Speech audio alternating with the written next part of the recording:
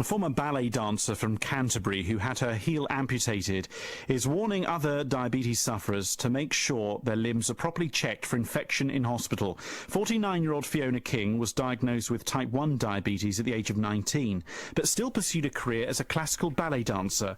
After contracting MRSA in her left foot, she had her heel removed and expects to lose her leg in the future. And Fiona is with me now to talk about her story. Fiona, good to have you with us. Thank you, Dominic.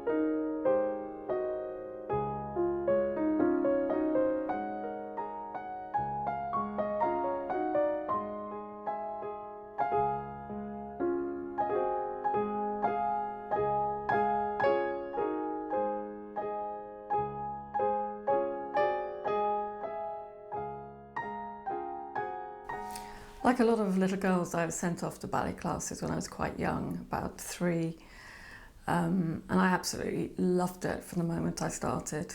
And that's one of my favourite photos of me. I was about 7, I think, there. Then I decided that I wanted to do it really as a career, which meant then auditioning in London for vocational training. That's one of my audition pictures for Ballet Rambert, one of the really good schools in London. I trained there for 3 years, and eventually I made it my job. It was my sort of dream, really, to be a classical ballet dancer. And I worked a lot in opera houses in Germany and across Europe. I finally came back to London and worked at the Opera House at Covent Garden in the Royal Opera Ballet. I was diagnosed with type 1 diabetes when I was 19, so I was coming to the end of my training as a ballet dancer. I started to feel terribly unwell, very, very tired, and drinking loads of water. I was constantly thirsty, and I lost an incredible amount of weight. Eventually I was taken into hospital and I started insulin treatment. It was difficult to manage because in those days you measured what you ate against how much insulin you had, and I found I was eating loads and loads and putting on more and more weight, which wasn't a good idea, particularly in the career that I'd chosen, so it was very difficult to manage. I used to tend to run my blood sugars quite high because I felt I needed the energy and didn't want to go have a very low blood sugar because then I couldn't work, so it was hard to manage. And also, of course, I did have to keep my weight down, so I didn't eat much, didn't inject enough, but my sugars ran very, very high. At the time, I didn't really know what the implications would be.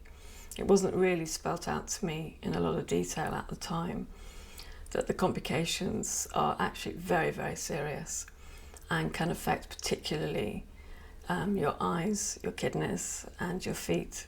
And it's all to do with circulation, vascular problems. I've had bleeding behind my eyes. I went into kidney failure, ended up on dialysis, eventually had a transplant, and also it damages the feet and legs as well. In my education was very, very poor, but we are going back to 1979.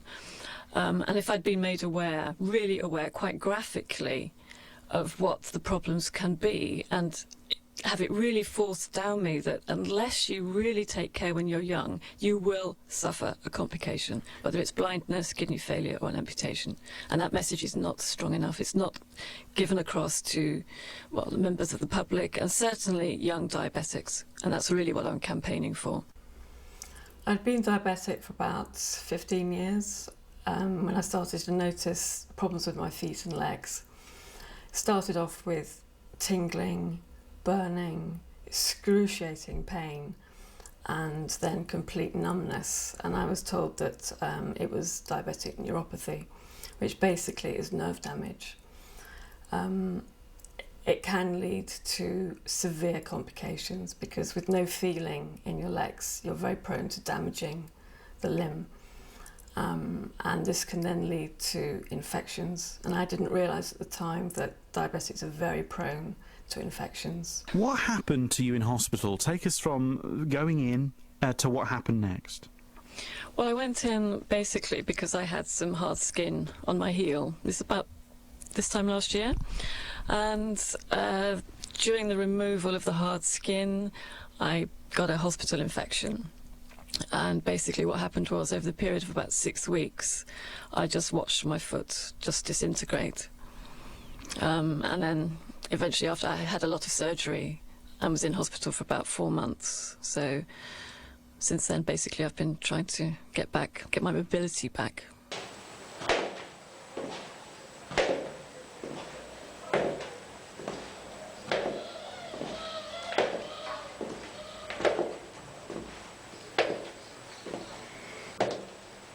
I have to walk down the stairs like a 5-year-old. It just takes forever. So when I came out of hospital after my operation to remove my heel, I decided that it might be quite a good idea to make a short film about my experience, and also as a way to monitor my progress. That's better. It feels really strange. You look more confident. Do I? Okay, I've just got back from surgical appliances with this insole thing, and been trying my shoes on, and the only shoe it fits in is that trainer that I tried on in the hospital. So it looks like I'm going to be in trainers for a little while.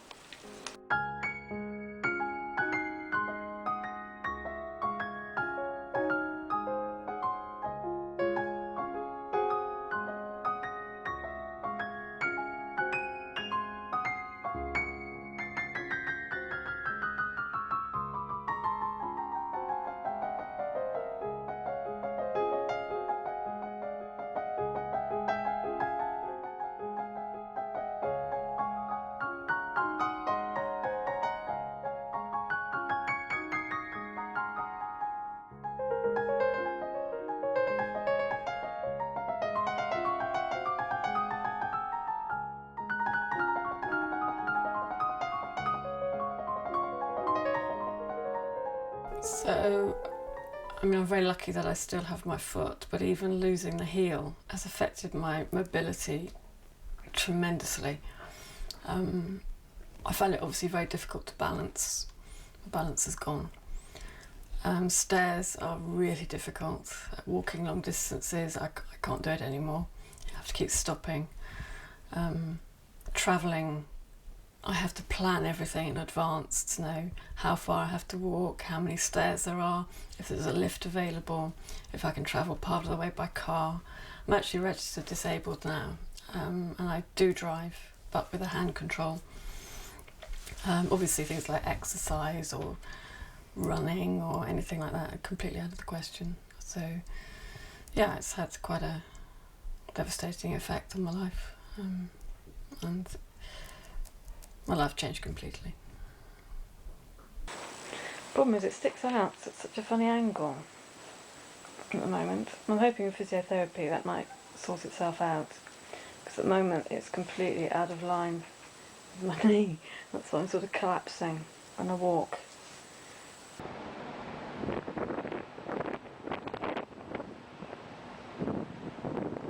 He suggested a brace on my foot, on my leg, to keep it in the right position to enable me to walk without it being such an effort, and it's something I'd have to wear forever under my trousers. So, and he suggested hiking boots. Because obviously what's happening at the moment is it's collapsing over like so. Yeah. Right, so that's what you're doing, you're turning right the way around. That's So right, yeah. that's hitting the outside of the shoe. Yeah. Right, that's why it feels like it's walking on it, Yeah. and that's just compressing up and dropping like so. Well, if we bring it into a neutral position there, Yeah. all right, and you notice I'm gripping the side, not the back. It feels really twisted. Yeah, well, that's more in a neutral position. Right. Do you see? Yes, that's it's level with my knee. That's where we're going to be doing it. Yeah. Okay, Yeah. so I'll want a plaster cast like that.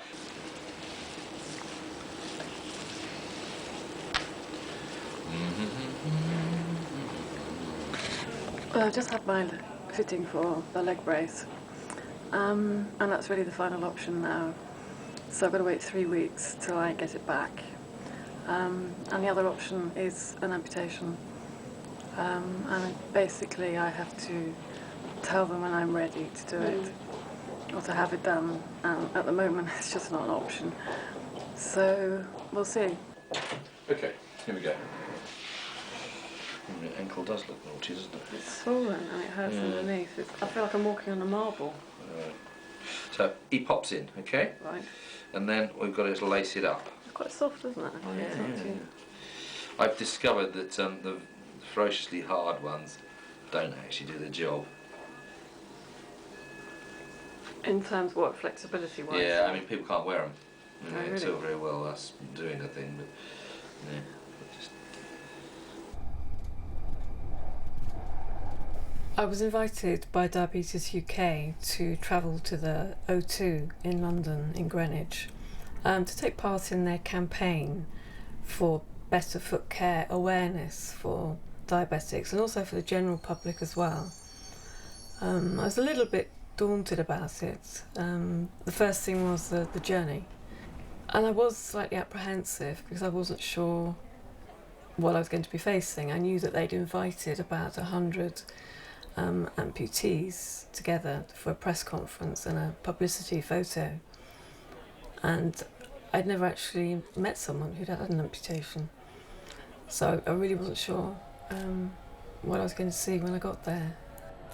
Sorry, what's your name? Roger Lewis, And where are you from, Roger? from Watford, in just to the north of London. Okay, so I'm wondering, we've come to this big, huge event, yes? What actually brought you here? Well, I was notified of it by the Limbless Association, and I got in touch with Hugh, and because I lost my leg totally unnecessarily, if I'd taken care of myself, I'd be have 2 legs today. I thought, what if what I've gone through, which isn't pleasant, can stop somebody else from losing their leg? Well, then that's good. Do you want a picture of the leg on its own? Just press this button. This white one? Yeah, just press the button. Right. Hold it. You need to hold on to something, Roger. That's fine, I've got hold of him. Okay? Yeah. What do you want to do with this? What do you want to take a photograph of it? Yeah. Put it in front. Take the sock off. Do you think you were given enough information in the early days? Plenty of information. I just ignored it. Basically, my attitude was, well, the pills can take care of it, can't they? Besides, I'm only slightly diabetic, aren't I? And besides that, I'm Roger, so, nothing can happen to me. The title for the picture, it's auditions for the part of Long John Silver.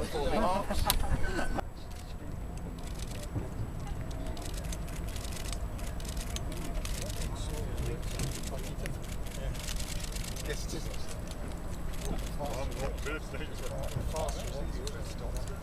And one more time, if we could. Blimey.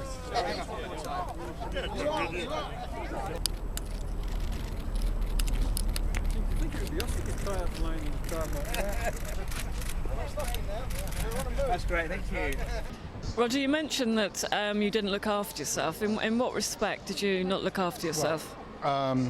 I continued eating biscuits and chocolate and goodness knows what. I didn't do much exercise. I carried on smoking. I haven't smoked now for 5 years, but I did all those things. And my foot became ischemic, and the pain with an ischemic leg is incredible. I mean, it really is. Well, I've been told it's supposed to be one of the most agonising pains there is. So that was caused by lack of blood flow, was it? Blood flow to the foot, and went in, had a couple of procedures tried where they both failed. And they said you can either go home and die of gangrene or have your leg amputated. So it was a bit sort of. Well, nothing prepares you for it, does it? No.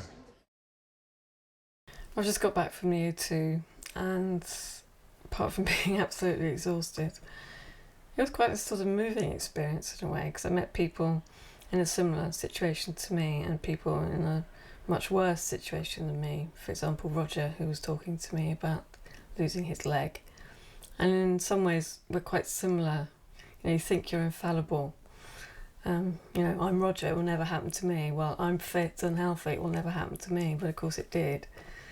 And certainly if I'd known then, when I was first diagnosed, what I know now, I certainly would have looked after myself a lot better. I wouldn't be in the situation I'm in now.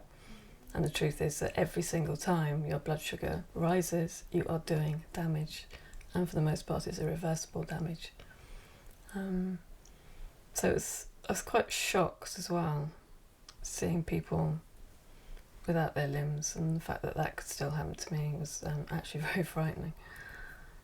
So I sort of got lots of mixed feelings at the moment about it all. But the message clearly is, you know, you won't get away with it if you don't look after yourself. Fiona, your campaign continues. We'd definitely like to hear about your film once it's made as well, and please do come back to us. I know that the road, in terms of what's going on at the moment with your body, it hasn't changed at all yet, and you've got other things that are potentially going to happen. But I really appreciate your time, Fiona, and telling us about your story. Yeah, it's a pleasure, Dominic. Thank you very much. It's Fiona King. You can visit our website, bbc.co.uk/Kent, for more stories of people in the county living with diabetes, what they do, like 17-year-old Gavin, who runs...